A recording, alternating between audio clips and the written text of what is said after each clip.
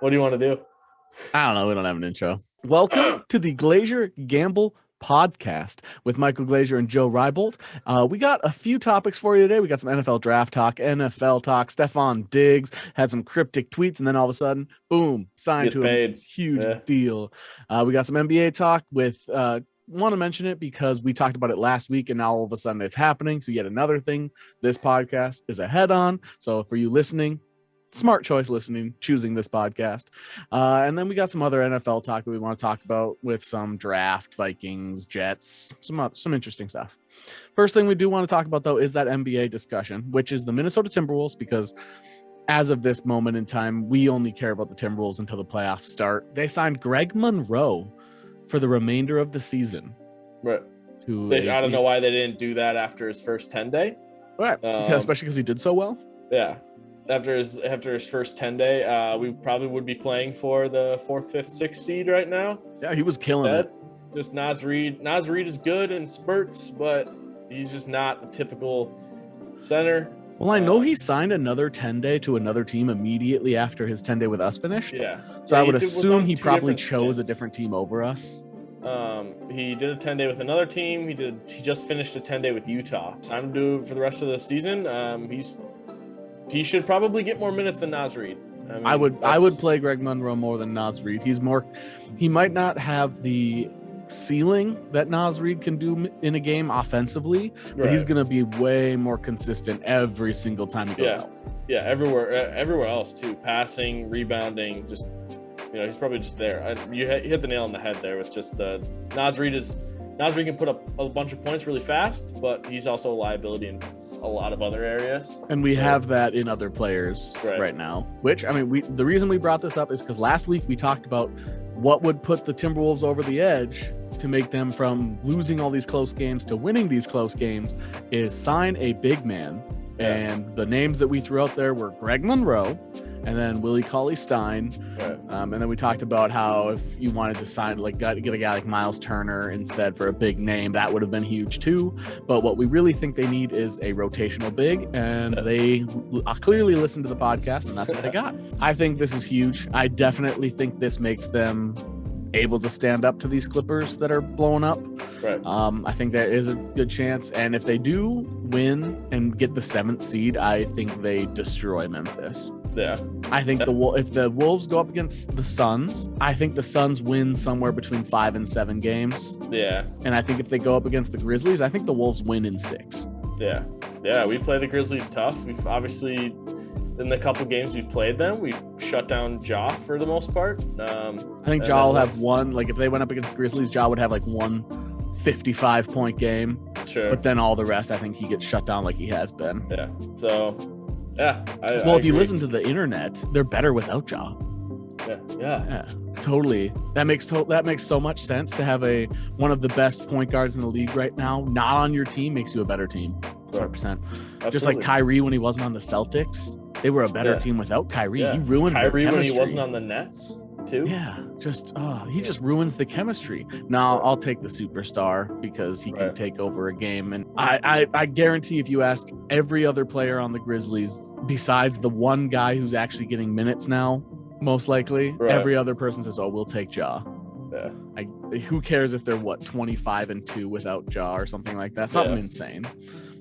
They're not a better team without Ja. If anything, it just hurts his MVP. That's all it does. Sure. As long as Joel Embiid doesn't win it, I think they made the right choice. But I don't think Joel Embiid's the MVP because I don't want my MVP to just be winning free throws. Yeah. I think Jimmy Butler's nickname as General Soreness is a really good nickname. It fits. And then if you were to nickname Joel Embiid free throws, I think that fits. Sure. Yeah, Greg Monroe. Yeah, I think he takes them to beating the Grizzlies in 6 to potentially beating the Grizzlies in 5, from losing to the Suns in 5 to losing to the Suns in 7. He's a difference maker. That our issue last game was stopping Ayton. Our issue the first game was stopping Booker. But the last game we stopped Booker. So now with Monroe, we might be able to stop them both. Here's the thing though, Booker's gonna get his too. You just gotta you have to accept that fact that the star players are gonna get their points. It's not allowing a role player to do what a starter can do, or not allowing a third guy to be a second guy. You know what I mean? So, right. Well, we have partially a mental advantage against the Suns because Chris Paul versus Pat Bev. Right. Chris Paul has to make sure he never turns his back to Pat. So, I mean, that's a one positive against the Suns. I just hope they win. I hope they beat the Clippers because they only have one mathematical chance to still get the 6th seed. Otherwise, they're basically guaranteed the 7th seed. The Nuggets have to lose their last 2. The Wolves have to win their last 2 because the Wolves have the tiebreaker over the Nuggets. Yeah. So we gotta win both. You're right. So yeah. So I don't know because I think the Nuggets get the Spurs and then the Lakers. Yeah. So the Nuggets aren't losing most likely either of those games, especially since both of those teams are locked into the Spurs are guaranteed the 10th, the 9th or 10th with the Pelicans are 9. Yeah. They're it's guaranteed the Spurs and Pelicans play against each other for the 8th or the whatever seed. So and then the Lakers are guaranteed knocked out. So the Lakers aren't going to be playing anybody big. We'll see what the Wolves do from here on out. I think that was a tremendous move. Start the potential postseason. Probably run. A couple months too late, but they could have done that after his first 10 day, like we talked about. But we're usually right on everything. So and they were also too early because if they would have waited another day, Frank Kaminsky was just cut. They could have signed him. Oh my God, there you go. Yeah, there's another thing there. I saw another one about Myers Leonard, but then he had that whole racist thing. So they're like, no. Imagine if he would have just shut his mouth or kept his mouth shut. He would have been a. Well, I mean, he was one of those guys. He was streaming, like his whole thing. He was streaming when he was saying those racist things. Yeah. He's saying the K word for those of you that did not know, calling Jewish people the K word, and that's why he has not been allowed. Basically, nobody wants to sign a guy that states those words, considering a lot of people in management in the NBA have Jewish heritage, so they probably did not appreciate that. But yeah, that is all we have for NBA talk. Let's go to the NFL. First thing is that the New England Patriots got the best hands in the league. I saw that. I was trying to think of I was like, all right, I was gonna ask you this. I was like, Devante Parker, the person they got for I believe a late round pick, something like that. I think it was a 5th round, yeah. I don't think he had any real spot on Miami. I think Cedric Wilson and Jalen Waddle. No, not Tyreek Hill. Not him. The Preston Williams. Yeah, Cedric Wilson and Preston Williams are going to fill that 3rd spot. All right, they already have 5 receivers outside of Devante Parker because you have Gesicki too. Right. Yeah. Who lines up as a wide receiver the most out of any tight end in the league? I think there wasn't really any room for him. They also signed 2 running backs that catch well out of the backfield. Yeah, it's just if only they had no someone spot like that. If only they had a good running back that catches good out of the backfield. If they had someone prior to that, or before they even signed Gaskin, if they had a guy before him that was good at that, like a Kenyon Drake, or a guy before him that was good at that, like Lamar Miller. Yeah. Yeah, they're just doing. I think Miami is onto something and not signing a running back. Yeah. To a lot of money. They also are giving away. They also typically give away a lot of talent, and then they kind of have a question mark at the running back position. So to each their own. They're in a new. The league's moving to passing. Passing is just becoming huge. I always say that the league bounces though, so there's probably a good chance that at one point coming up, there's either going to be a rule change or something happen where running backs are going to take over, or pass rush is going to be just allowed to do more. So then you're going to want to run the ball more, that sort of thing. I mean, you're already seeing it with the Niners. The Niners run a triple running back. They have their receiver run the ball, who might not, Deebo Samuel might not be a Niner very long, but anyway, you got that team that they're running super successful. The Ravens, they run it getting very successful. They got a running back at quarterback. So true. Yeah. So you got these teams that are finding success running the ball in a league that's supposed to be passing. So it might bounce back to that, but I think right now just invest. Like they could even draft another wide receiver to let these guys go. Yeah, I think obviously the Vikings did very well a couple seasons ago when Kirk was like the best play action quarterback. They're onto something in regards to the fact that you run the ball and you set up for this play action, or you set up for play action like into a screen or something like that. Like you fake a run to to set up for the pass. You go up against aggressive linebackers, running the ball is just, you can just dominate. Yeah. Because all these guys, because the pass rush, everybody, all these pass rushers assume they can just blitz every time. They don't really have to focus on stopping the run. Right. So then it's up to the linebackers to stop the run and be there to stop the pass if they do pass. You go up against these guys that really aren't that great at defending the run. They're designed, play action, like you said, you do the play action once, the edge rushers are still coming. Those linebackers are aggressive and think they have to bite. Middle of the field's open all day, which is why a team like the Vikings, who still have that pass rush and focus on the run, need to get a tight end. Yeah. They need to get Irv needs to stay healthy. Yep. Yes, and he needs a 5 and in all the time. Otherwise, you just run no tight end. CJ Ham's a good blocker. Have people have the slot run a lot of that. Yeah, a lot of people were like, why is CJ Ham still on the roster? That's not what Sean McVay did. Sean McVay didn't have a fullback, blah, blah, blah. And it's like, it's not McVay's system. It's O'Connell's system. So right. And O'Connell loved to juice check. Yeah. Yeah. So. And statistically, juice check is the only fullback better than CJ Ham. Yeah. So. And then Picard, I think, is next. But anyway. Sure. So yeah, Devante Parker, best hands in the league according to the NFL. Twitter page. Going back to what I was saying, hit my mic for the first time. Let's go. I was like, is he top 50, Devante? For top hands 50? Or just wide receiver? Wide receiver. Probably top 40, top 30. I think top 30 is when you're starting to question it. I think there's at least one guy on every team that you can say might be better than Devante, which puts him out of the top 30. So I don't know. That's a weird post by the NFL, but I mean, whatever. Yeah, he definitely doesn't have the best hands, but yeah, I know they said like some of the best hands, so they're being best hands as DeAndre Hopkins is like surrounded by 3 people in the end zone. Right, as he's catching it between his legs, catching it with his ass, catching it behind his head. But no, Devante Parker is the one that has the hands. I've heard Deshaun Watson does too. But anyway, there's the next NFL. I was hoping I'd get you there. The next NFL topic, the Eagles and the Saints did a huge trade. On paper, it looks like a huge trade, but overall, all it really means is the Saints now have 2 picks within like the top 20. The Eagles now have 2 first-round picks in this year's draft and next year's draft instead of 3 firsts this year. That's really like all it really boiled down to. In my opinion, the Eagles netted a higher like picks closer to number 1, if you want to view it that way. They got a bunch of higher picks overall. The Saints just moved up mainly this year. So it looks like that based on that trade, the Saints have somebody that they're eyeing. Most people are assuming Malik Willis because they already know what to do with mobile quarterbacks with Taysom Hill. And Malik Willis has about a better arm than Taysom Hill or Jameis. So it's Malik would be like that combination of Jameis and Taysom for them. So a lot of people are thinking Malik Willis. I think what they need is that defense is always consistently good, but they've lost a few pieces. I think it would be good for them to get an edge rusher or a corner, something like that.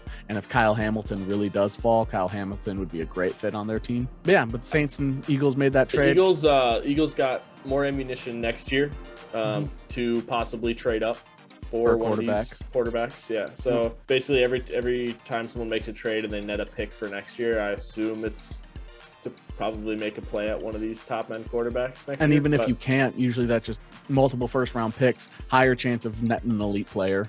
Right. So they saw that the Commanders got Carson Wentz. No, they basically might as well tank this year. That was over. It's over. Yeah, Daniel Jones is still the guy. Daniel Jones, Carson Wentz, Dak Prescott, Jalen Hurts. Yeah. What are they going to do? So Eagles might as well just tank. When the backup for the Giants is better than basically everyone in the division. So I mean, might as well just throw the white flag, Yeah. I don't think Jalen Hurts is it, but he also was statistically the best running quarterback last year. Yeah. Yeah, it's the only the first 12 weeks of the season he was top 10 quarterback every week because he ran fantasy wise. We'll see. I don't know if they want that. I don't think that's necessarily what the Eagles are trying to build. So they want him to be a passer. I would assume that they're looking for a quarterback next year. And this year it's just going to be, if we do well, great. Then we have 2 first round picks. If they don't do well, great. We can move up for one of these. Sure. There's 3 quarterbacks in next year's draft that people think could be going top 10. So sure. a super good quarterback draft. Yeah. A lot of the experts thought that the Patrick Mahomes, Deshaun Watson year had a bunch of bad quarterbacks. I thought Deshaun Watson was a top 5 quarterback. I didn't think Patrick Mahomes was, but everybody was wrong about Mahomes except for the Chiefs. Forget about Trubisky here. I thought Trubisky was going to be the biggest bust in history. He wasn't that, but he was not good. Yeah. I remember watching Trubisky being like, he's got potential, but I'd bench him for at least 2 years. Yeah. And then he came out and I was like, God, he's so bad. So like that, they had a couple good people in that draft. But wasn't Lamar in that draft too? I'm pretty sure he was like 31. He was the last pick of the first round, yeah. So I thought Lamar was better than where he was picked. I thought Mahomes wasn't going to be as good as where he was picked. I thought Trubisky was going to be a bust. And I thought Deshaun Watson they waited too long to pick. Sure. And didn't he go like 4th? Deshaun? I'm pretty sure Deshaun went like 10th or something like that. He was only a few picks before Mahomes. Got it. If I'm not mistaken. But yeah, so Eagles, Saints. Don't know what the Saints are going to do with their picks. I think they need a lot more help than the Eagles, but it sounds like they're going to go Malik. We'll see. Eagles, I think they are getting ammunition. Howie likes to make trades. Howie Roseman does so. Probably going to see a lot more moves out of them now that they have all those picks. The last NFL topic we have before we go into basically purely draft talk and some Viking stuff is that Stefon Diggs a few days ago he tweeted out, I got bad news for y'all.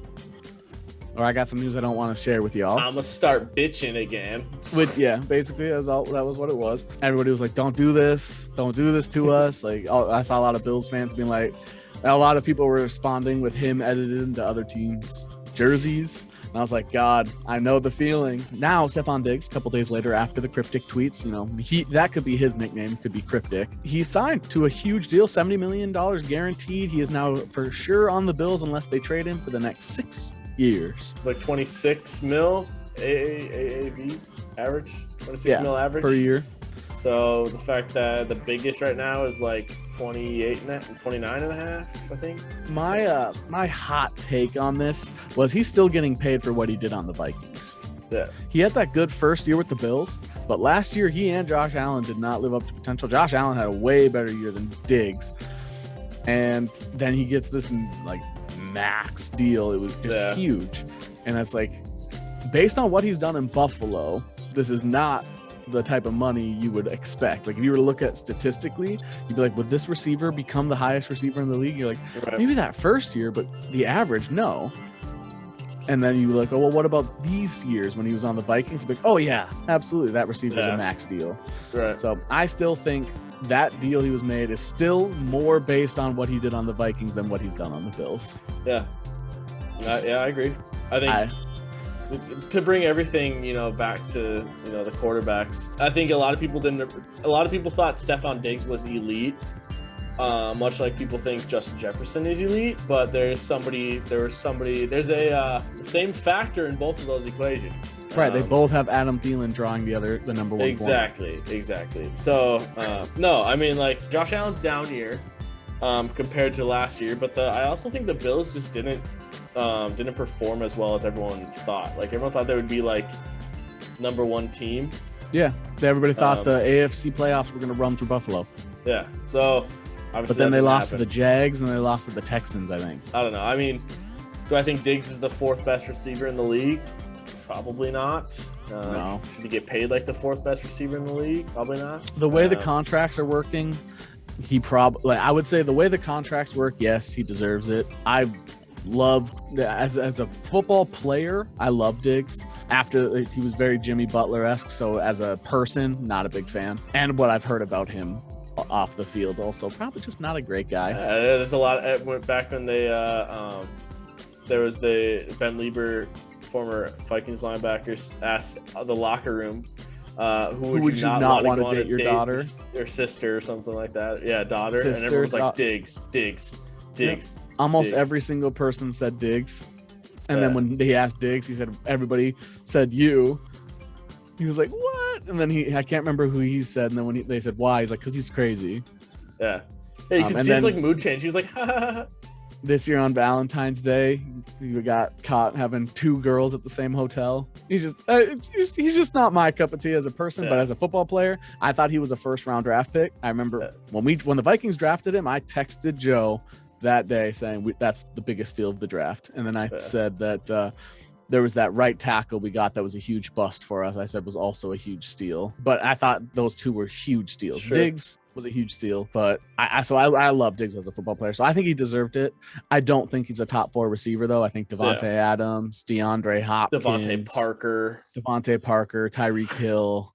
There's your top 4. I mean, so he's not top 4. There's 3. I mean, there's like the big 3, and then I think you got like Justin Jefferson is up there. Like, I don't know. Yeah. I think when you go based off of just like aggregate everything together in a receiver, Diggs has everything you want except for, in my opinion, he doesn't have the leap. Like he's not that go up and get it guy. Right.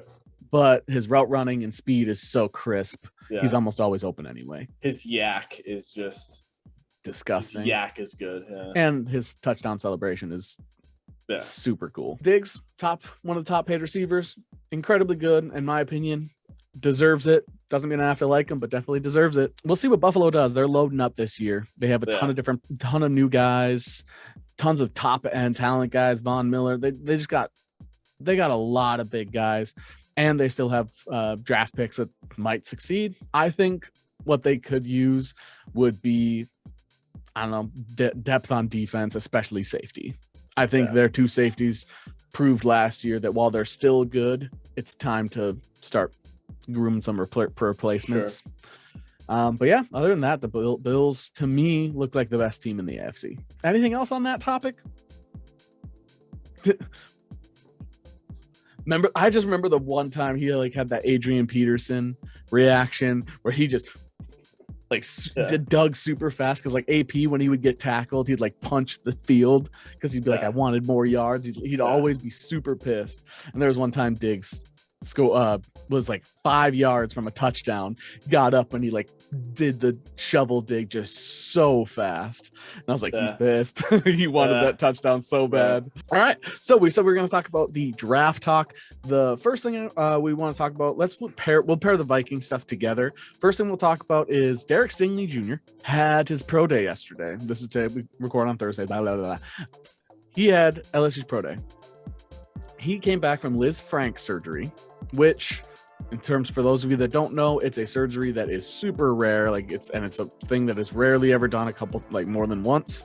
So while it's something that people were concerned about, it's not necessarily one of those things that makes him more prone to these injuries. Sure. So that's one thing I think is positive. He balled out at his pro day. He had the 40-inch vertical. He ran a 4.37 or something like that.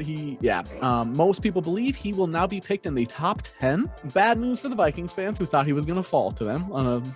I thought this whole time we thought he was going to have a chance to fall, but I think with him getting all of these numbers, if I am a team looking to draft a corner, there is a chance I take him over Sauce. Sure. I think Sauce is statistically the best corner, but when you get everything put together, Stingley is and Stingley comes from an NFL lineage. People always say that's such a ridiculous thing. Just because his dad was in the NFL doesn't mean he's going to be good. But then you look at all these guys and it's every single one of them has an uncle, a cousin, all these people in the NFL. They seem to develop quickly. They seem to know what to do behind the scenes, how to keep a level head. I mean, Asante Samuel Jr. was good. I mean, as long as health isn't an issue, they're proven that they are, NFL capable. They can make contributions on a team. So. Exactly. So he has the NFL lineage. He has the athleticism. He was his freshman year of football at college. Yes, he fell off after that, but he was the best corner in football at that time, which means he has the potential to show out. Yeah. I think he solidified himself as why you could consider him being the top corner taken. I still think Sauce will be taken first. Yeah. But Sauce is very loud. He's very outspoken and he's very confident. That turns some teams off. Yeah. Because those guys I saw him compared to the Diggs brothers. Because some people were saying is that college football now getting NIL and these guys just being told they're good from the beginning? Now they are getting bigger heads. I Sure. guarantee Sauce was probably this way in high school. You don't have the nickname Sauce. Yeah. And if you you're know, not you can make that argument like, okay, you got the one side of things that like Diggs brothers, right? But then Jalen Ramsey's also like that too. So Right. And corners and wide receivers are just going to be that way. They are the most selfish position in football. Yeah.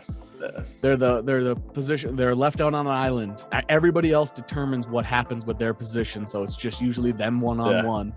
A lot of time, a wide receiver listens to one part of the play call. They don't have to listen to anything else. For those to be like in the huddle, corners, you listen to one part of the play call. Or if you know you're in man-to-man, you really don't have to listen to any. Like it's such a one-on-one. So I understand why those positions create that sort of mentality. Sure. But Sauce is a perfect example of if a team is worried, he's one of those guys. He's going to be good, but he's also going to let you know, like, by the way, my first 2 years in football, I'm a top 10 corner. Right. I want my extension now. Like, he's gonna do it. We'll see what happens with him.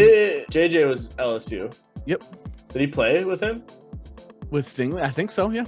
Pretty sure JJ's rookie or JJ's sophomore year? JJ's only been 2 years. Right. I think JJ's sophomore Stingley's year was Stingley's rookie, if I'm not mistaken. He definitely played with Jamar, which if he played with Jamar, Jefferson and Jamar played for a year. Yeah. I think they played together for 1 year. Personally, because of everything that adds up, might sound crazy. If I'm a team looking for a corner, I take Stingley over Jamar or over Sauce. Right. Sure. Just because I think NFL lineage is huge. He has the size on Sauce. He has the tackling on Sauce. He has the ball skills over Sauce. I thought you were going to say ball sack. He has the ball sack over Sauce. Sauce just has the attitude, and I think Sauce has the come in day one, number one guy, guaranteed. Right. I just think Stingley's the safe pick. Stingley's the safe pick. Sure. Sauce could be the best player in the draft, could be a bust. You don't know. Right. I saw Sauce tweeted out, I'm the best player in the draft, and the top liked reply was somebody saying, "Yo, dude, you played D2." He wasn't Division 2. That was pretty. Say that to his face. I guarantee you're not walking away. You say that to his face, you're gonna get Will Smith. So let's just say that. But yeah, he definitely wasn't D2. But he did not go up against the people Stingley was going up against and shutting down the people Stingley was shutting down. Next topic, speaking of corner, since we're on it, the New York Jets. You put this one down. Apparently they're interested in taking two. I don't know. I saw a couple things that like the Jets might be interested in. If they got 2 top 10 picks, they might take them both. And I was like, that'd be such a shakeup. That'd be cool. If they did that. That'd be awesome. Sweet. That'd be awesome. 100%. It'd be awesome. But I think they're going to focus on helping Zach Wilson. Yeah. So I don't think they're going to do that. Yeah. Well, what if they somehow get DK? So I don't know, DK or Debo or I think I know where DK might be going, and I don't think it will make Vikings fans happy. I think the Packers are going to make a play for AJ Brown, Debo Samuel, DK Metcalf, one of these number one wideouts that is on reportedly on the trading block, even though all those teams have stated that they're not. Debo removed all the Niners stuff today from all of his profile. I think the Packers are, if they truly want a receiver, I think they're going to be more interested in getting a proven guy over a rookie like that. We'll see. They couldn't afford to pay Devante, so how are they supposed to afford one of those guys? Yeah. But I think that's what they would rather do. Sure. But anyway, yeah, Jets apparently are interested in both taking Sauce. Yeah, if they did that, I think that'd be super fun. Love that. I would absolutely love it. First of all, I would hate it as a Vikings fan who wants one of those two, but that also, there's a lot of teams that are like, yes, do it. That leaves this wide receiver open, or that leaves this defensive lineman open. Like, it'd be very interesting to see. What picks do the Jets have? I want to say like 4 and 7, but that's just a guess here. There's too many good front 7 guys in this draft to avoid that early, though. Like you can't. But that's the thing, is the Jets need corners. The Jets need they have 4 and 10. My bad. Okay, 4 and 10. 4 and 10. Giants have 5 and 7. Maybe that's what I was thinking of. So. If they take Sauce or Stingley, one of those, like, I think one of those two is taken by the Giants, especially because the Giants are right now looking to trade Bradbury, I think it was. Yeah, I don't think they'll be able to get both of them. But if a team were to take both, first of all, that'd be sick. I think Sauce would get pissed. We just talked about it. I think Sauce would be like, no, I'm the number one. You don't need him. Well, I'm number one. He's number two. They have a couple good guys. I don't know if they still have Poole, but I mean, Desser was like kind of revived his job on their team. And I don't know. They have guys that are successful as corners, but I do think it would be a good move for their team. I don't know, man. I think that their front seven is their linebackers are like unrecognizable besides CJ Mosley. Yeah, there's too many good front seven guys for them to not. While I think that would be cool, I don't think it'll happen. Now let's go into like the Vikings discussion. So the Vikings, we talked about last week, they've been signing all these guards, and they got like guards and guard/center, so they're probably not looking at getting like Linderbaum like it was originally thought, and the center, and then today they signed a defensive tackle. Julian something. Yep, so anyway, they signed a defensive tackle, which was defensive line was the next position I thought would be like front seven. I thought front seven was huge. While a lot of people are assuming that they're targeting Derek Stingley still, Julian Taylor. That's Julian Taylor. Well, a lot of people think they're still targeting Julian Taylor. Well, they're still targeting. They already did target him. They got him. Stingley. I don't think. I feel like a lot of these moves are pointing towards best player available. They're just making it so they're not pigeonholing themselves into one role. Now, if Stingley does get picked before 12, they have another position. The one that is gaining a ton of momentum today that a lot of people are talking about are the Vikings going to draft wide receiver? Are they going to go wide receiver to either replace Adam Thielen or because they don't want to pay Jefferson, so they need a guy for when Jefferson eventually leaves? Sure. I think if the Vikings are smart, it's to replace Thielen, and then you start making room on the books now to save which they have. You know, Kirk Steele ends when Justin Jefferson's ends, so we either can pick up the 5th year on Jefferson and have him for 1 extra year, or Kirk's contract will be done, so we can give the money to Jefferson essentially. So they've made room to have a quarterback on a rookie contract by the time they have to pay Jefferson. So they've set up for it. We got one of the best cap guys, Rob Brzezinski, in the league. So they're aware. And the exciting thing to me about that is the couple of receivers that would be available. I think if Stingley or Sauce, obviously, if either of those guys are available, you take them. I think any of those DBs. I mean, Hamilton too. But it sounds like Hamilton. A lot of people, for some reason, aren't interested. I still think Hamilton's going to go top 10. I just he's too good not to. Like he's honestly just too good. He's too good. He is what everybody wanted Jabril Peppers to be, but better. Yeah. He's just. I don't get it. I don't get the negative talk about Kyle Hamilton outside of the fact that he just plays safety. Nobody cares. Like that's the only downside that I hear people say is his position. Right. Okay. Well, he's good enough to play he's Tyrann Mathieu. Put him at corner for some plays then. Put him at slot. Put him at linebacker. He'll do it. Yeah. Just a stupid idea of stupid. You're gonna let potentially a division rival, a conference, and somebody in your same conference to get this guy, and he's gonna pick you off. He's gonna get a sack. He's gonna get 2 sacks, 2 picks, and he's just anyway.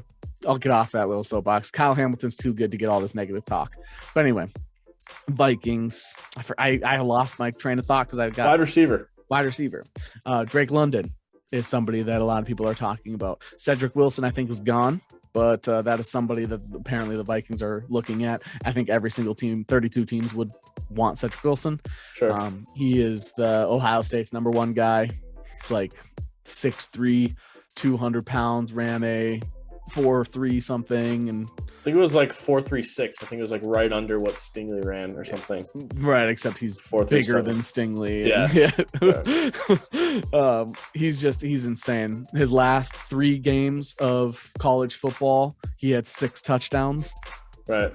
He's just absolutely insane. I don't think people are saying Cedric Wilson is somebody the Vikings should look at him. Yeah, they should look at him. Are they going to get him? Absolutely not. But this is also what we talked about last week. There are so many top 5 talent guys that somebody picking picks 5 through 10 is going to get a top 5 talent guy. Most likely 2 people are going to get top 5 talent level guys. Sure. And then you get these guys like Blake Bortles, Mitch Trubisky. You might have a surprise player picked in the top 5. So now 3 top 5 talent guys are outside of the top 5. Just crazy. Absolutely crazy. If you want to ask people if a safety is worth it, did the Jets have an overall win with Jamal Adams? He was tremendous safety for them, and they ended up getting 2 firsts after when they did decide to get rid of him. Right. He was a number 3 overall pick, I think. So just back to the Kyle Hamilton thing. But yeah, there's multiple wide receivers that they could go. Knowing that the part of like gamesmanship, mental side of it, knowing the Packers desperately want one of these young guys, taking a young wide receiver also hurts the Packers. Yeah, if I think you said earlier when the Vikings are setting themselves up to take, best player available, if a wide receiver happens to be one of the best player, like the best player available, you should take them. I don't think it's tough. It's tough like going for need rather than who you think is the most talented, has the higher ceiling, can be the most impactful. So like, do we need a corner? Like, yes, but should we take a corner and miss out on someone that could change the future of the franchise? Should you take the 4th best corner who's projected to be who would normally be picked around pick 25, 30 because you need a corner, or should you take a wide receiver who was projected at pick 10 because he's that good? Yeah. You take best player available because it's better chance that you have a successful player. Yeah. If you truly don't want any of those players, trade down and piss off the fan base. Yeah. Go for it. Vikings fans will revolt if they trade down, even though I still think that's a very good option. Yeah, I mean, if you're getting, like I said, more ammunition for next year, like you got 2 years to find Kirk's replacement. So either that's going to be this year or that's going to be next year. So you have to. If I'm find that I do not take a quarterback this year. Yeah, you still got Kellen Mond under your rookie deal. You got Sean Mannion coming back. They're going to take a guy late, which I'm fine with. They're going to take a guy late. They're going to, I don't know. I think there's too many defensive positions of need to waste an early or mid-round pick on quarterback. Yeah, I think you're good. They're a day 3 guy. They're going to get a quarterback day 3, and they're just going to have this cluster of guys that are going to compete for when Kirk's gone. So if you're going based off positional need, front 7, corner, O-line, all take value over wide receiver. But I mean, if Drake London, if Cedric Wilson's there, if Cedric Wilson's there and Derek Stingley is there, somehow that's one of those situations. It's like, could we trade down 1 pick and hope the other team makes the decision for us? Like, that would be, I think you take Cedric Wilson. If I'm not, just look at the Rams. Robert Woods gets hurt. They had somebody to come in for him. Right. Their tight end gets hurt. They still have Van Jefferson. Like, they have depth to make sure that if players get hurt. So knock on wood that Adam Thielen gets hurt, Justin Jefferson gets hurt. Now all of a sudden you're like, God, I'm so glad. Like, Vikings fans, if they draft a receiver, are probably going to be upset. Yeah, no, I think they'd be upset, and like they look at the first 4 guys, and they're like, all right, like KJ's a great number 3. Amir Smith-Marset had 100 yards and a touchdown in his first start because Thielen was hurt. Yeah. So I mean, we've got talent already, and so I think people would be upset. Like, there's another one, another wide receiver, and it's like, I don't know, man. Like, do you have to play defense if your offense is always on the field? Like, if your offense can have long sustained drives, but passing the ball with elite receivers is not how you have a long sustained drive. That's how you score quickly. Yeah, but I mean, we can score, and we want to give the game up by running the ball. I'd rather win 45-38 than 21-17. Either one's a win. I'd rather be able to not play safe, like not have to play to win rather than play not to lose. Thing. As long as you keep it close with that elite offense like that, you're scoring a touchdown to either win the game or force the other team to have to score. Yeah, I'd rather play to win than play not to lose like we have been. That's what Minnesota sports in a nutshell. We play not to lose. Yeah. Just all sports. Every Minnesota sport plays not to lose. They don't play to win. And that's except for the Lynx. You play to win You the play game. to win the game. Yeah, I thought that was a cool discussion because like I believe in the first couple rounds to take the best player available, and then in the later rounds pick for need. And that's what's exciting about Kwesi Mensah and Kevin KOC Cock. Yeah, I think that's the cool thing. You don't know what they want. You don't know their tendencies. Other teams aren't going to know what they want because of that. Do you want to give the new offensive-minded head coach and the new GM the flashy offensive player, or do you want to give them the safe choice that the teams need the most? Yeah. I think best player available is perfect. We are perfectly shaped with all these signings that we've made this offseason for best player available, no matter what position it is outside of running back and quarterback. Yeah. If it was any other position, you can't. If they took a linebacker, zero need for a running back or offensive tackle, to be honest. Yeah, or tackle. Yeah. I mean, will they take a guy late? Probably. Like, you know what I mean? Like, they'll take depth guys late. Again, for injury protection. Yeah. So. But if they took a linebacker, would people be mad? No. They took a defensive lineman or edge. Mad? No. Safety? Mad? Probably, unless it's Kyle Hamilton. If they took a defensive tackle early, I'd be a bit confused because we've signed nothing but D tackles. But you're not gonna be mad because I'm not gonna be mad because he's probably the number one. Yeah, no, like if they take a D tackle, I'd be like, okay, are they gonna move him to edge? Like, because that's the mentality. Like, well, it's 3-4. Since he's a D tackle in college, could he play D end? Could he play a 3-4 D end? Do they want him to do that? So yeah, I mean, I probably wouldn't even be upset about that. If they take a corner, clearly not. I wouldn't be upset about anything except like a running back. Like, why would you running back, quarterback, offensive tackle? If they take tight end, wide receiver, guard, or any defensive position. If they took a kicker or a punter, I would renounce my fandom. So I guess you can toss those in there. But yeah, other than that, no, I think the Vikings are perfectly in shape for trade BPA. Down, trade up, BPA. It's awesome. Yeah, I'm actually like I've heard some so the Saints and Eagles did the thing. The Saints now have 16 and 18, I think. Yeah. I've heard a lot of rumblings where the Vikes might want to trade back with one of those picks. So the thing that came out today, Vikings, I think it's somebody at 20. Pittsburgh Steelers. That's what it was. Yeah, the Pittsburgh Steelers would like to trade with the Vikings. It came out today, reported. Steelers are interested in moving into the top 15 pick, most likely the Vikings. And then because Malik Willis, that's a Malik Willis right there. That would be a Malik Willis. If I've ever seen it. So the Steelers are looking to move up to that position. It sounds like the Vikings are the team that have had the most discussions about it already, at least at this moment in time. Obviously, could be smokescreen. Yeah, it's gaining so much momentum that two of the mock drafts from NFL, both Bucky Brooks and one of the other guys, both had the Steelers picking at pick 12. So Vikings fans, I've mentioned it a couple times. The expectations, by the way, for that, just so that you don't jump off a ledge if you're listening to this as a Vikings fan, the expectations for what it would take for the Steelers to trade up to 12 would be swapping of picks, one first-round pick next year, and then some. Yeah. Oh, definitely. So you're thinking about potentially getting a second first-round pick next year, potentially another mid-round pick, like I've been saying desperately should be caught in this draft. They should get their fourth back. Yeah, they should get their fourth back for sure. And maybe a fourth next year. Yeah.